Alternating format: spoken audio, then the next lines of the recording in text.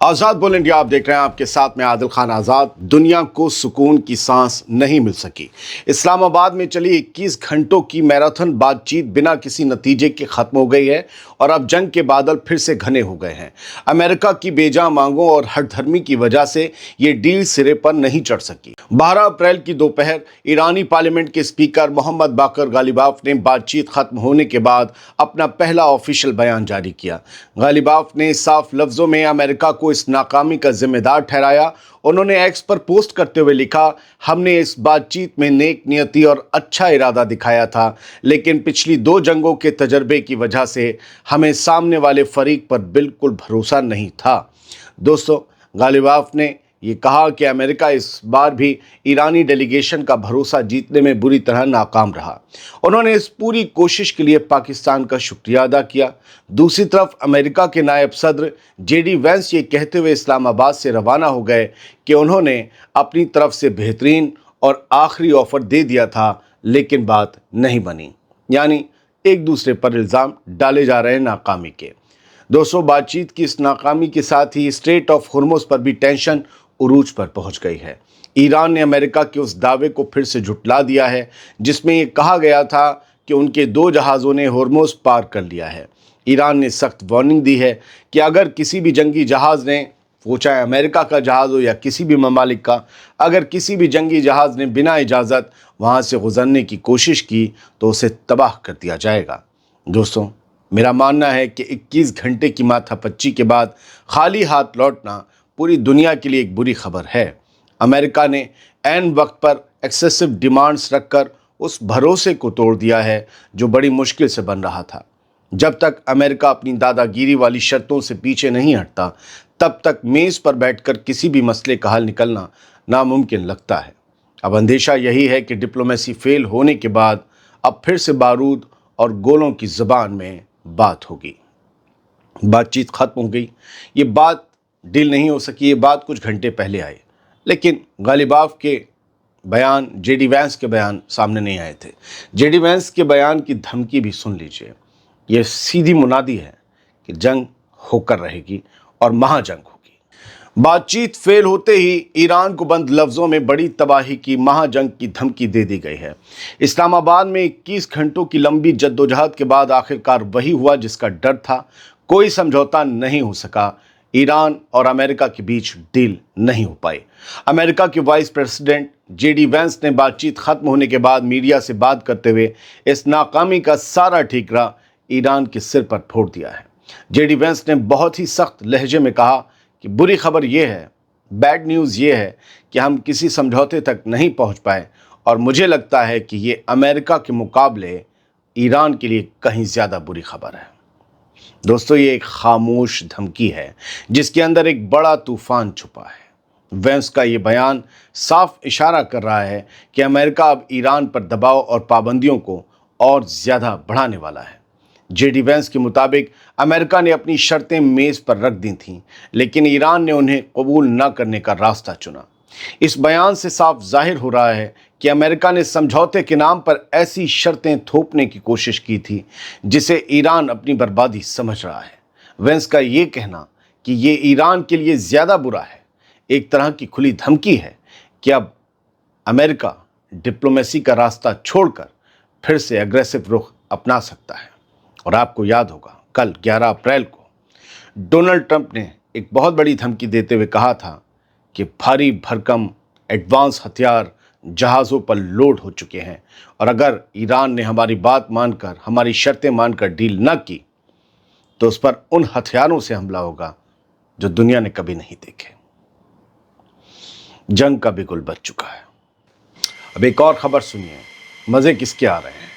इस्लामाबाद में बातचीत के नाकाम होते ही बेंजामिन नेतन्याहू के तेवर और भी ज़्यादा तल्ख हो गए हैं।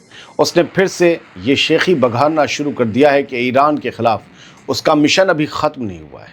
मिशन यानी जंग में टारगेट अचीव करने वाला मिशन। नेतन्याहू ने दावा किया है कि ईरान की हुकूमत अब सीज़फायर के लिए गिड़गिड़ा रही है और वहाँ के लीडर्स के बीच अंदरूनी टकराव चल रहा है परमानेंट सीज़फायर के लिए। नेतन्याहू ने अपनी आवाम को उकसाते हुए कहा कि ईरान हमें मिटाना चाहता था, लेकिन अब वो खुद अपनी जान बचाने के लिए लड़ रहा है। हमें ابھی اور بھی بہت کچھ کرنا باقی ہے۔ ہم پہلے ملک ہیں جس نے ایران کے اندر گھس کر حملہ کرنے کا ڈر ختم کیا۔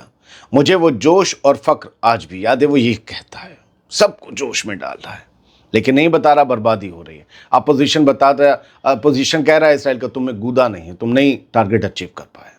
دعویٰ کیا جا رہا ہے کہ نتن یاہو کے اس بیان کے ساتھ ہی اسرائیلی ایئر فورس نے اپنی تیاری تیز کر دی ہے۔ تازہ رپورٹس کے مطابق اگر پھر سے جنگ شروع ہوتی ہے تو اسرائیل نے ایران کے پاور انفراسٹرکچر یعنی بجلی گھروں اور گرڈز کو اڑانے کا پورا پلان تیار کر لیا ہے۔ اس کا مقصد ایران کو اندھیرے میں دھکیل کر ایران کی اکنامی اور ملٹری کو اپاہج بنانا ہے۔ دوستو، میرا ماننا ہے نتن یاہو کا خواب بہت بڑا ہے اور خواب ضروری نہیں ہے کہ پورے ہوں۔ میرا ماننا ہے کہ نتن یاہو اس بات چیت کے فیل ہونے کا ہی انتظار کر رہا تھا تاکہ اسے اپنی اگریسونیس کو، اپنی آکرمکتا کو صحیح ٹھہرانے کا موقع مل سکے۔ جب وہ کہتا ہے کہ ہمیں ابھی اور بھی بہت کچھ کرنا ہے تو اس کا سیدھا مطلب یہ ہے کہ وہ ڈپلومیسی کے بجائے بارود کی زبان پر بھروسہ کر رہا ہے۔ ویسے بھی کرپشن کے کیس سے بچنے کے لیے نتن یاہو کے لیے جنگ ضروری ہے۔ جے ڈی وینس کی دھمکی اور نتن یاہو کے یہ بیان بتاتے ہیں کہ اسلام آباد میں 21 گھنٹوں کی ماتھا پچی محض ایک دکھاوا تھی۔